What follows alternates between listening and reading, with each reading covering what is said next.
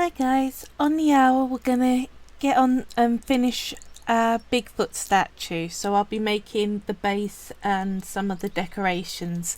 Look forward to seeing you then. Bye!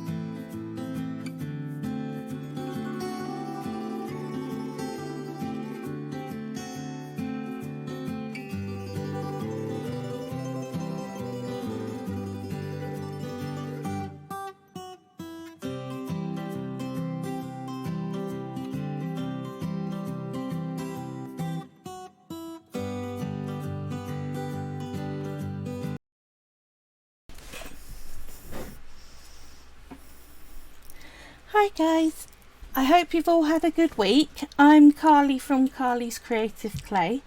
It is lovely hot weather here today. Really is a glorious day in the UK. That does bring its own challenges when you're claying, because you can get very hot and sweaty hands. I don't know how people in extremely hot countries manage to actually do claying as a hobby, because you don't want to get water in the clay and your sweat is predominantly water. So you can wear gloves, I suppose, but my hands will not stand up to that. So I'm just going to be using a bit of tissue to dry my hands off periodically, because it is just so hot. We've got the windows open and the fan on, so if you hear birds tweeting and cars going by, then enjoy. That's all I can say. We're on a quiet street, so shouldn't be too bad for the cars, but we have got some pretty noisy robins around at the moment.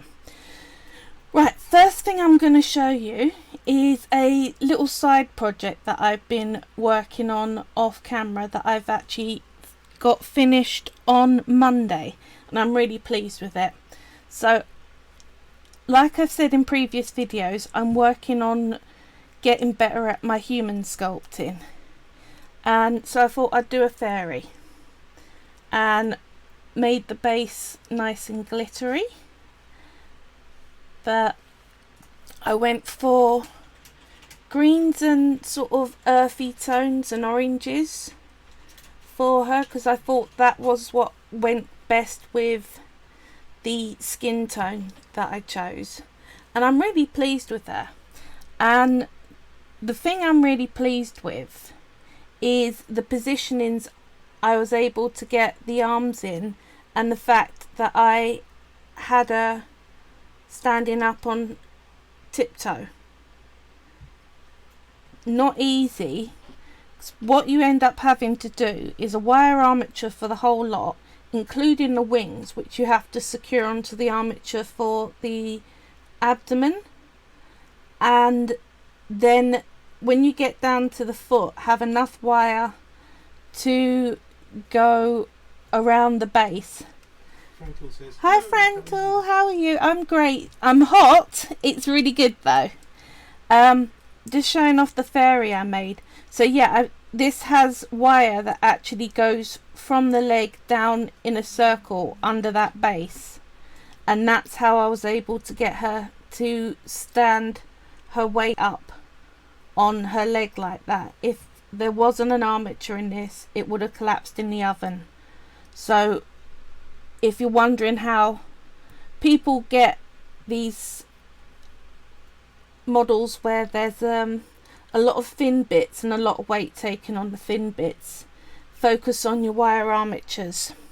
And I have done them on previous streams, and I will do them again, I promise you. But yeah, I'm really pleased with her.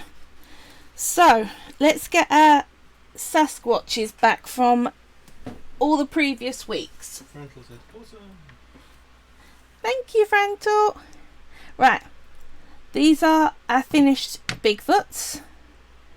I am extremely pleased with them. Having never seen one, I don't know how accurate to life they are, but going on the descriptions that people have given, I think I've done a fair old job there. So what we need to do now is make the base for it to actually stand on, and I'm going to do grass with flowers and some rocks, because she's sitting on a rock. It'll look kind of weird that there will be just the one, so I'm going to do a few. And I'm glad you're here, Frankel, because I'm going to need a design decision from you later on, if that's all right. So let's put my Sasquatches out the way, and they're still putting bits off. Like I said, when you work, I have rubbed them down, I have sanded them, I have brushed them off with paint brushes, and it will always give off these little bits, because where you've scored them, you're then making very, very thin bits of baked clay, which are prone to crumble. What I find actually makes it stop doing that is when you get to the point where you varnish them, or time. One or the two. Frankel says K if I can. I bet you can. Is this one? It's not a hard one. Don't Someone worry. has to pick a colour, I guess. It's what kind of stones I use. That's literally it. Right. So the base, I've gone for a whole heap of different greens. So I'll quickly go through what I've used in case you're trying to recreate it. Now, if I say Fimo green, I'm talking about their sap green, but I've always known it as green. They've not put a sap on. The word sap has been put on recently. So yeah. So green is that their standard bright green. Then you've got the leaf green, which is the more camo type green. And then you've got true green, which to my eyes is what's it? Green blue mix. Turquoise. That's the one. So I don't actually use true green in my greens other than to make my dark green, if that makes sense. So that is true green and a whole heap of black. So the bright green, that's the normal green and yellow. Standard brown with a pinch of yellow in it to make it light. Leaf green, green, standard chocolate brown. This one is leaf green and yellow and white. This one is leaf green and gold. Another leaf green and gold. Another green. Some more of the dark green. Another leaf green. And this one is ochre and a small pinch of brown to make it more of a mustardy colour. So, done that quick. And I stacked my sticks into triangles of either of 3 or into pairs of 2. Do not go up to 4s. It doesn't work. And what you're going to do is twist each stick on itself to make a spiral with the 2 or 3 colours. I'm going to do it very quickly because I've shown this in a lot of videos, but this makes really good grass, I find, and really good hair and all sorts of things like that. That's why I use it so much. So twist going all the way to the end. That one's put to one side. Don't twist it with your wrist like that. You'll end up with a really painful wrist. Hold one end and just roll it across your counter. Palm sliding. It's like palm sliding. And ergonomics is something you need to think about in your craft, not just in claying, any craft you're doing. You don't want to be hunched over your desk with a big arch in your back all day. You want to be working at a right height for your elbows and arms to lean properly, and look at any process you do a lot of and see, is there a way that you can do it that saves your body? So go through your body looking at all the different bits, and is the posture going to mess you up if you do it like this for 5 years? Because I've seen people get messed up by their craft. If it cracks up like that, just push it together, it's not a problem. Just means that the plasticizers are a bit less in that bit of clay. But see, it twists up fine, and once we get it all together, it really will just vanish out fine. So yeah, if you plan to do your craft for a long time, and I argue it takes many years to get good at anything, look at how you're positioning your body. I learnt this first off when I trained to be a masseuse, and it's something that the cheaper massage schools do not teach is looking at your own ergonomics. So there are many massage artists that by the end of the year they're haggard. So yeah, anyway, stop going on that. Once you've got them all twisted, you're going to put these into 2s and 3s. The only thing I'm thinking of as far as colours go is that you're trying to put some that are a bit more contrasting together, but it doesn't really matter, they are going to all end up in together. So once you've got your 2s and 3s, you're going to twist them like so. Make sure it goes all the way to the tip and evenly through the whole thing. And see, there's lots of cracks in it. It doesn't matter, that's absolutely fine. And again for these two. Oops, there we go.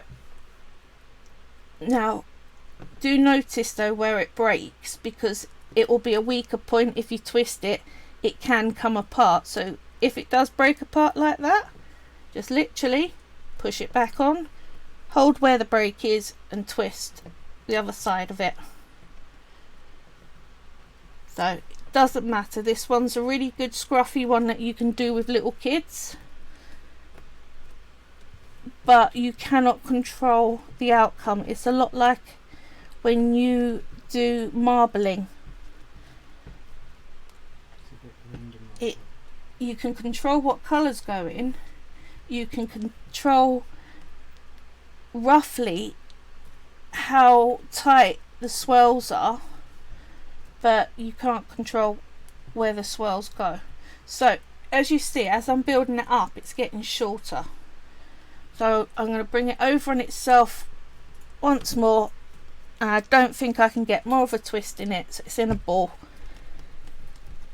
I'm going to roll it roughly out into a circle, but the main thing I'm aiming for is to get it into a stick again. So I'm only getting it into a ball enough that I know that it's not going to fall apart anywhere, that it's a structurally sound block of clay. So depending on how many times you bring the clay out into a stick will depend on what it looks like on your end product. So let's get a blade quickly. Doing it just this once, you end up with a very loose camo print. But I'm going to bring it out for a second time, which will make it tighter. If I was doing hair, I'd do this through 3 times and it gets very tight, and it does look more like small thin hairlines. If you want to see me do that, when I made the Sasquatch in the first run of videos on the playlist, if you look, I've done playlists now on YouTube. I was so amazed it's not difficult to do. I thought it'd be really hard, but no. So now you can watch a whole project in a run. If it breaks, that's fine, just push it back together. You're not even worried about lining the colours up, it's not a cane. Right, out into a rough stick. You don't want to take it too fine because you won't be able to handle it. And I'm rolling this on itself so it spirals again. And where it broke, I'm just holding on that break line so it doesn't snap again, but I'm just twisting, supporting that snap so it still gets the spiral in it, but it doesn't get the force of the whole stick being twisted. Hi. Hello. Lovely to see you all. Just making the base for the Sasquatches. Franklin says, I remember. That's alright. The only one who promises to be here every week is me. Everyone else, when anyone comes, I'm just really grateful. But as a very quick for the latecomers, here's my fairy. I made her. I'm very, very, very, very pleased. Very much shiny. Very much shiny base. But yeah. Quick side. Right. You haven't missed a huge amount. It's me doing my swirly clay again. I'm on to second lot of twisting, which is where I'm gonna stay with this clay. So I'm folding it on itself and twisting it until you can't fold it anymore, so it's roughly in a ball shape. And then this time I'm bringing it out a lot more smooth, because this is the one I'm going to use. But if you wanted to make it tighter than this, you just bring it out into a stick again like we did before, and repeat it. Remember the twisted fly, as in I remember the twisted fly. Twisted fly. Yeah. Huh. Okay. The This- twisted clay. Okay, that makes sense. Yeah. Yes. Sorry, that threw me for a second. Me too. Yeah, I use it a lot. I think it's just so pretty, and it's probably my favourite technique, so I know people are going to get bored at some point of it, and I'll have to do it off camera. But I always worry for those people who just literally watch one of my videos. They kind of need to see this stage of it and not have to go trawling through my other stuff. Right, so I'm cutting the outside off because I'm using it at this stage. Big reveal, that's what our ground's going to look like. Hold on. You want to sharpen up? Ooh. That's as sharp as it's getting. That's about as sharp as it's getting, apparently. Frank- I'm sure it Frank looks says kind a of few darker today. I think our lighting's gone a bit I weird. I think that this lamp here Might need a new is- bulb. It needs a new bulb, yeah. So hopefully we'll get on that. It totally depends on the crazy postal system at the moment. I do miss having my Etsy shop open. I wish I could be able to say all this stuff is available. It will be available. Right, I'm getting this in the outside design of the clay, that stripy. I'm turning it over and putting that towards the block and sticking it all back on again. But yeah, at the moment I can't risk going to the post office, and nobody is going to want to pay courier fees to have stuff posted to them.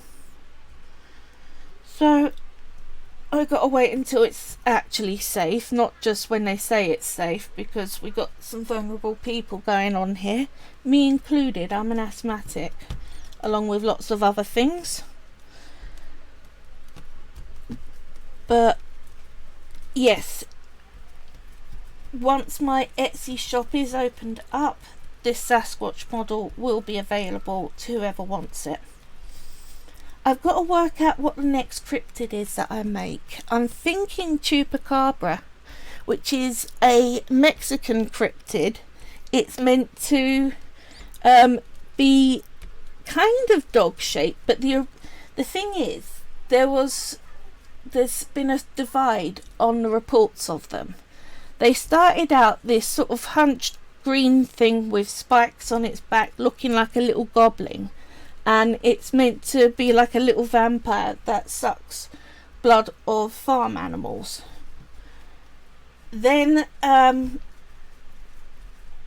a second wave of reports with the same name, and they're reporting what basically looks like a very, very mange infected coyote. So kind of different. I don't think I'm going for the mange infected coyote look. I think I'm going to go for the bright green, red eyes, big spikes, that sort of the early, the monster version. But if there is another cryptid that you can think of that you would like to see, put it in the comments underneath and I will totally put it on the list. Right, so we got it all smooth and the same design all the way around now. Now to roll it out. Now we need it big enough to fit all our Sasquatch family on, with a little bit extra, because we don't want it to be such a small base that they're overlapping it. And we got things like rocks and flowers to do, so it depends on what shape you're going for. I quite like a symmetrical round, so I go from the middle, pull it out, and then that was my bottom. I'm taking it to the next hour on the clock. So picture a clock face, and you're going down and turn it 1 hour.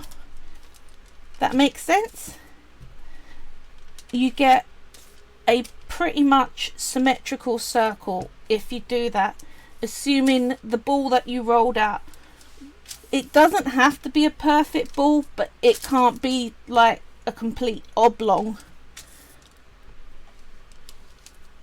Or doing this will just expand the shape that you've already got. So you want to go ballish. Now, once we're at this size, it's still too thick. The other thing you can do, sorry about all the paper crackle, but if I tried to just pull it off, all this bottom layer would stick and it would look a real scruffy mess. Turn it over and you peel it back like that, and you keep your clay looking smooth. That's how you take it off the paper. You can, if you want to make it go quicker, use your hands, pinch from the middle, and you're pulling out, and it's still only by a little bit of movement, and you can pull sideways this way to even up anywhere that feels like it's thicker than the rest of it. Doing it this way, it comes with experience. You get a feel for the clay, but the best thing to learn on, I find, instead of a solid colour which it notices if it's not perfectly flat, do something like this which is going to be ground, so if it's not perfectly flat, then that looks more natural. Now, the other thing I would say, you do not want to go too thin, because polymer clay, when it's thin, is quite flexible, so it won't give the stability that holds your sculptures secure.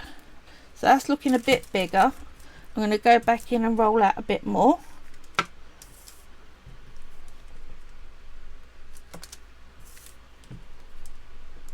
There we go, we're getting there. So I'm getting to the point where I think I'm at the thinnest I want, and I think this is a decent size for me, but I'm gonna give you a little insider tip that I've used more than once, even though I don't need to do it now. If you've rolled it out and you go, that is not enough clay, instead of trying to make up the same pattern again, which will be really hard to, especially if you're not using standard colours, you're using mixes like there is in this, what I would advise is get some scrap clay, knead it into a ball. Doesn't matter what colour, because you're not going to see it unless there's translucent in your original mix. If there's translucent, you can't do this. If it's normal solid colour, you can. You put your ball of scrap clay in the middle, fold it all back round, roll it smooth, and roll it out again.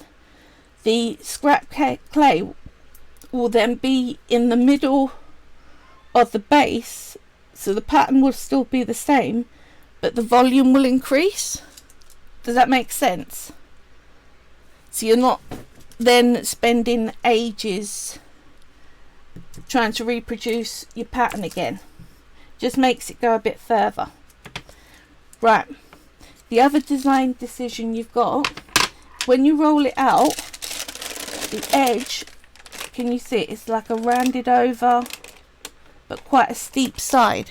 Yeah, you can either keep it like that, you can push it so that it's quite a squared off edge so it looks more crisp, or you can do what I like to do. Sorry, itch. I come with my thumb and push along that edge, and it just brings it into a slant. So can you see the difference? Let's see, hold it up. Between that and then it slants down there. Yeah, that's what I like as my edge. But there is no wrong or right. But it's something you should think about. Because for probably the first year of me making statues, I literally had no opinion. I didn't put any thought into how I wanted the sides to end. So all mine were left kind of rounded, but where I didn't actually focus on it, some of them were different thicknesses or different gradients surrounding. It took me a while to notice that actually this is something, it makes a difference to the statue. So I would say that looks good. The other thing about doing this, as a pet owner, and I got cats, they love pushing ornaments off of sideboards. Now this, if they push it on the actual Sasquatch, they'll still get it to tip, but it will be harder with that lip, and they definitely couldn't get their paw under it like they could with the big rounded edge. The other thing I would say, if you're a cat owner, look into something called museum putty. It is what they use to keep their artifacts from falling on the floor, and obviously it has great hold, but it neither stays on the item that it's sticking to nor the plinth. So if you got one of those cats that want to push everything off, just a suggestion. Yeah? Right, so that's it now with its edges nicely sloped. I'm pleased with the look of that. Now, I think it looks good, and when it's left smooth like this, I want to put some texture in. And how I like to do it on flat areas like this is one of these texture sheets. They're dirt cheap. If you put in Fimo texture sheet, they do big old packs of them. I think there's 4 different designs in a pack, and lots and lots of different designs, all sorts, stones and scales and star flakes and stuff like that. The other thing you'll do is you'll find packaging that, so like the bottom of plastic packaging can be really interesting textures. It's good, you can use that as well. So you'll end up gathering a little collection over time. And they say you can put them through the pasta machine. I've never succeeded at that, but what I do find very, very useful is a rolling pin. You can use Armor All to work as a release agent. That is, sorry, knock the camera a little. Is that better? There we go. Armour All Protective Spray. It's actually for doing an UV protection on your upholstery in your car, but the chemicals in it work as a good release agent but don't sink into the clay. I've seen people use baby oil. If you get too much baby oil in your clay, it can make it quite unstable, so I wouldn't go there. I've seen people use water, but again, you better keep that on the surface and mop it up after. But I find with a shallow texture like this, I don't really need the spray, especially since it's a very big piece. So what I'm going to do is lay it flat, roll it in place. The other thing I'd say is these are pretty cheap, these sheets. I'm just burnishing with my rolling pin, and let me grab it. The other tool that I use for burnishing, which I didn't dig out before the show, sorry for that, here we go. They call them metal soaps. If you've got garlic or onion smell on your hands, using water in this is supposed to remove it. But what I find it's brilliant for is all these rounded sides. You can really come in and it helps you burnish the angles, and you really want to push it on quite deeply so you can really get that texture in. It's worth spending some time doing that, because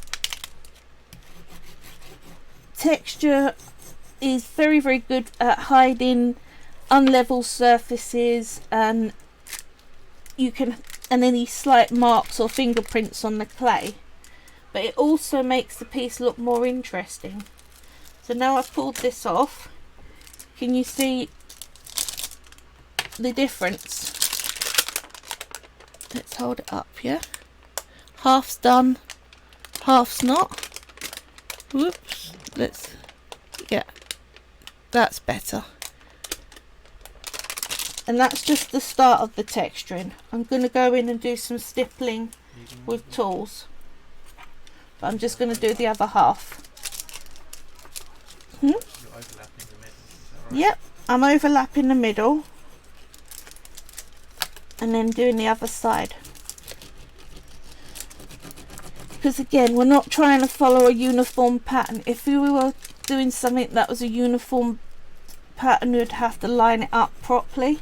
But since this is random dots, you really haven't got to worry so much about it.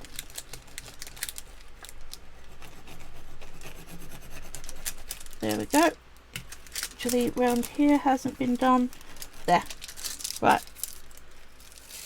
That's the whole thing now looking stippled, and I'll wipe that down after with some kitchen roll.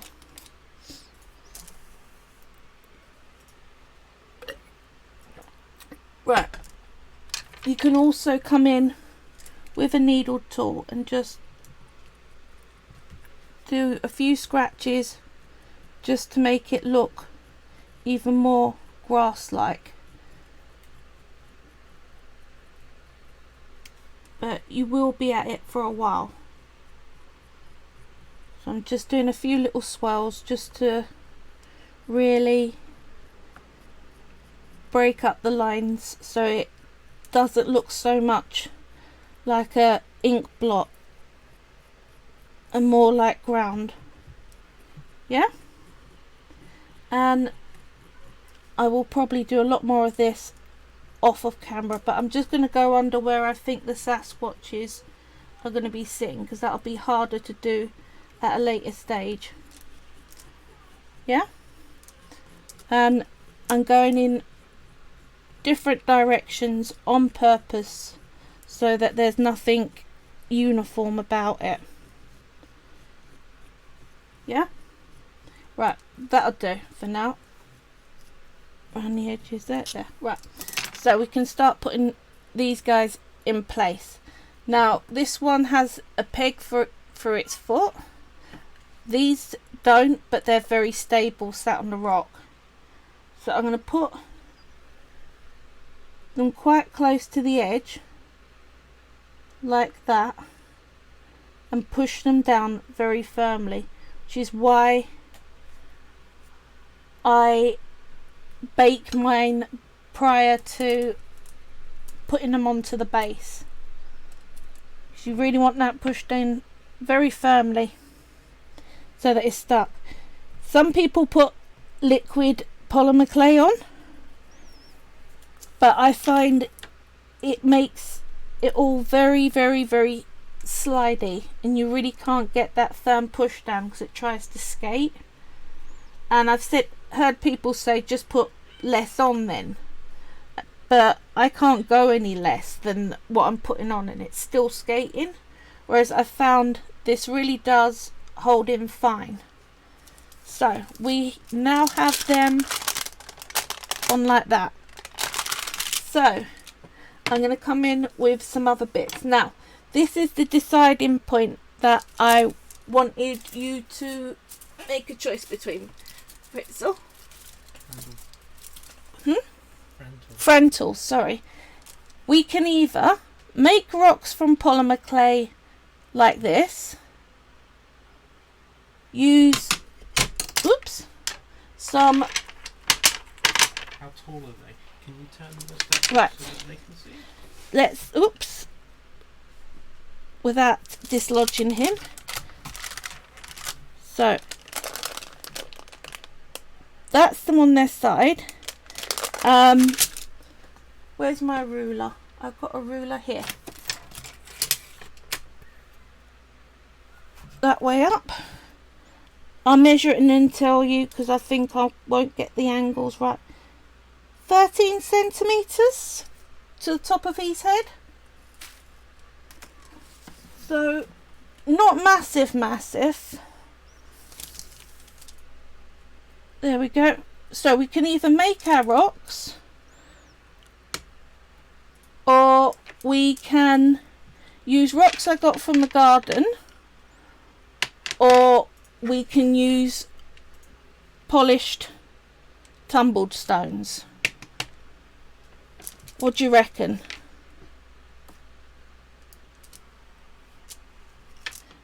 It's just to have a few dotted around. You have a small toaster oven.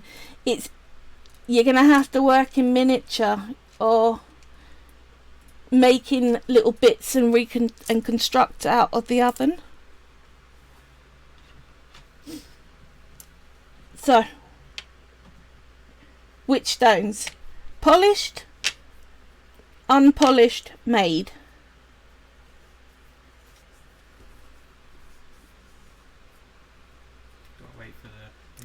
I gotta wait for the results. It's like a 30-second delay or something.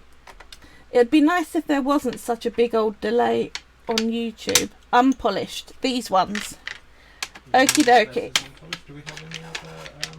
That's the unpolished lot. Do you want to show people a side view while they're thinking? Side view. If I keep tipping them, they're gonna fall apart. Oh, side view with that. Here we go. Side view of Sasquatches in place so far. Here we go. So. Do you want me to hold the camera while you rotate? No, I got it. So we got one vote for polished, one vote for unpolished. A mixture? Shall I do a mixture? Yeah, okay, that's a good idea. Oh, sorry. You taking it back? Yep. Thank you. When the camera's live, wait for me to switch it off, please, before sorry. you stop live. Sorry. I am not an experienced camera person. Right, let's get some of my polished ones out. Where's the other one? I think the unpolished ones look more scenic and realistic. That's my opinion. Yeah. I will. Here we go. I've got polished, but in more of a spikier shape, so they look more couple of those. Frankel says yes. I wonder And if they're let's go for, agreeing with the monkeys first or the spiky. I say we'll put this one in. And what I reckon will happen is after baking, I'm going to need to put 2-part epoxy and glue them into place. But I pushed them into the clay so that they've got the shape formed. So, like that. Let's do that spike in there. Like so. So we've got one in the back, spiky one in the front. Let's do a black one over here. Like so. Like that. There. Got a few bigger ones. Let's get my box of tinier chips. Whoops. Just tipping over my armour roll. Don't worry. I've got a little box of tinier chips of stones, but they all seem pretty round. I think I might have a few flat ones in here. You're quite flat. That'll do grand. I will show you it on its side once I've got them all in place.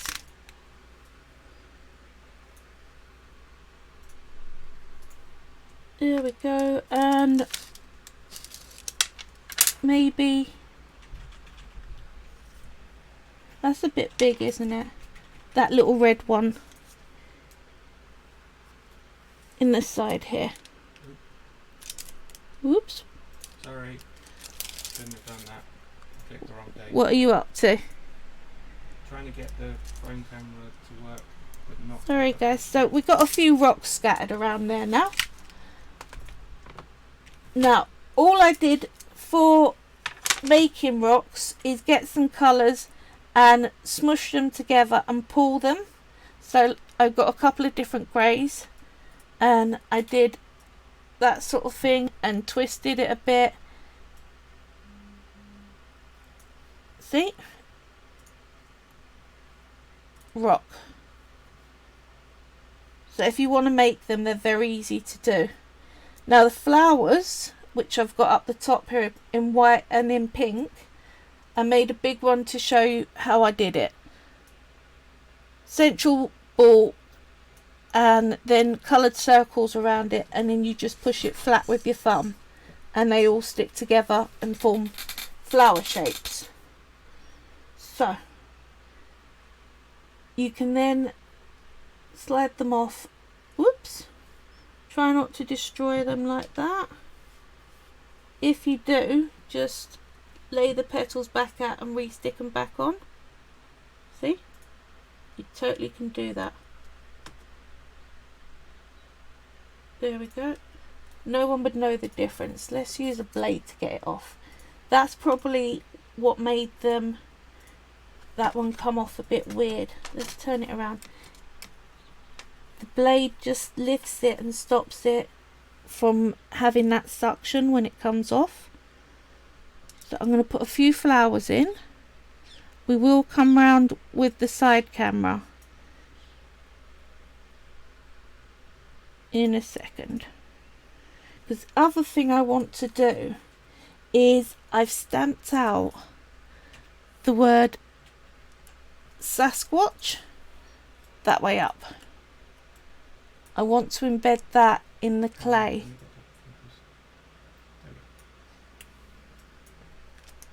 In here. So what I'm going to do is first of all trim it straight. Where's my scissors? And this is what's it called? Where's my pack of metal gone?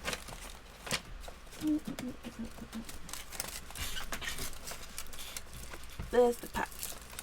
Has it got a name on it? Stamping foil. That's what you're looking for. And you can use your ball tools or you can get metal letters that stamp.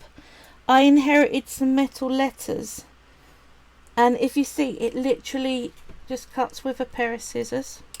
It's so cool.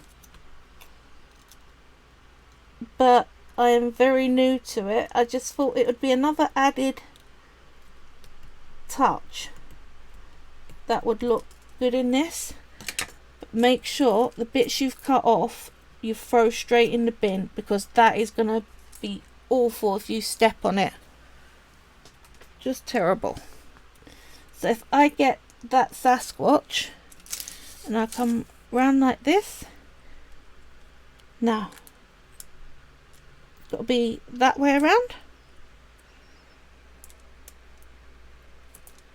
and I'm just going to push that into the clay like that, and I'm going to use some flowers to help hold it in place.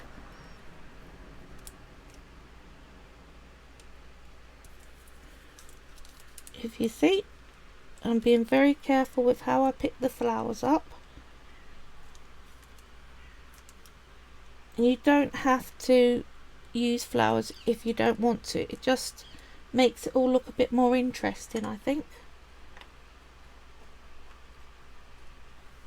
So, like so.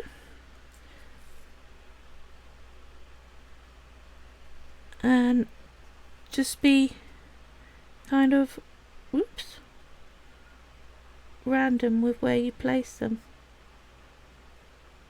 There we go, back together again. Had fallen apart there.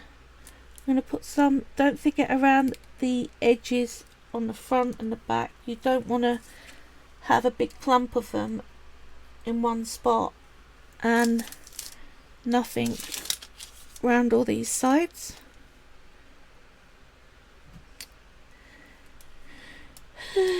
Dots coming off, there we go. See, you can just patch it all in and it works. So don't despair if something breaks mid-transfer. You can just fix it once you've got it in place.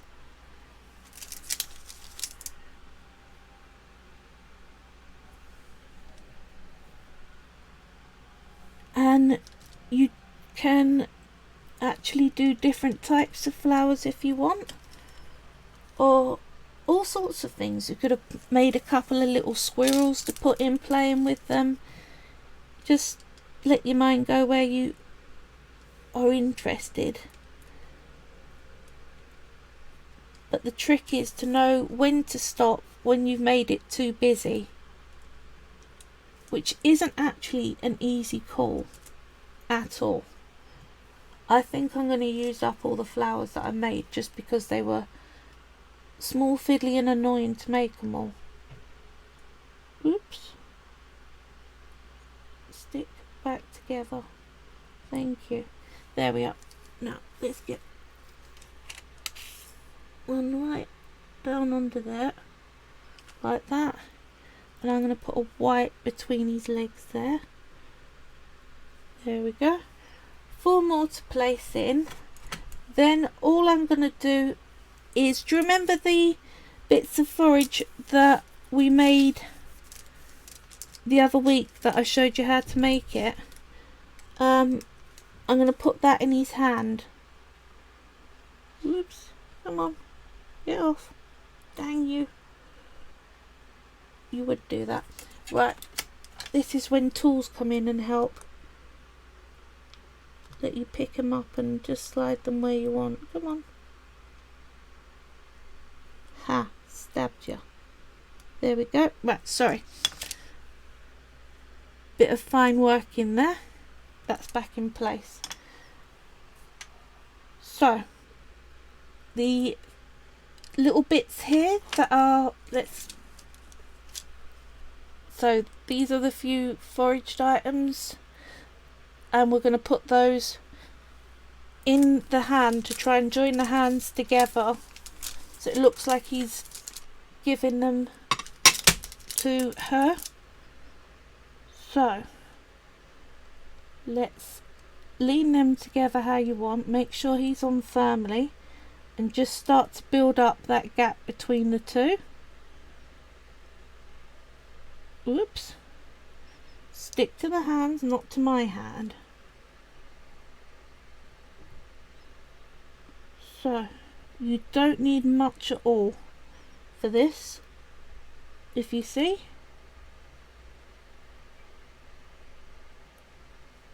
There we are. Few bits. So, I've got a few more flowers that I might as well place up the back here. And then this model, I would say, is done apart from varnishing. And what I would do is I'll get it all baked up. Now, I've been doing around half hour, 40-minute bakes each time. So it is kind of oven hungry, but it's worth it as a finished piece. What do you reckon? Yeah?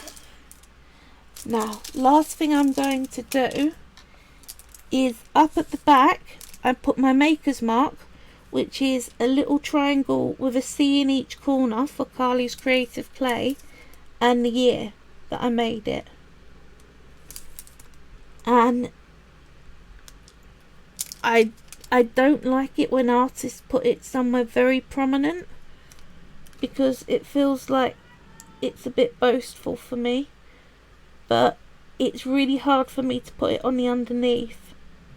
I just use my needle tool just to carve that in, and with all this texture in, it's going to be hard to see, but it is there. There we go. That's my last bit, and we are 2020, aren't we? Yep. Yep, that's how good my brain's doing today. There we go. 20. And I know I could stamp it in, but why bother when you've got a needle tool? Randall says, yeah, it's so cool. Thank you. I'm really pleased with how these guys turned out. I mean, it has been a bit of a long old project, but I think it's been worth it. I hope whoever decides to buy them are happy. I'm glad that I went with the family instead of just having that one single male. There's a lot of stories about them being scary, but not a lot about anyone actually being harmed. And I bet if they're in the primate family, they've definitely got a family bond, so it's nice to be able to just do a bit of different media coverage on them. So I hope you like this. Do like, share it around, follow me. I'm on Facebook, Twitter, Instagram. I've got to update my Pinterest. I think it's like a few years out of date, but the others are entirely current.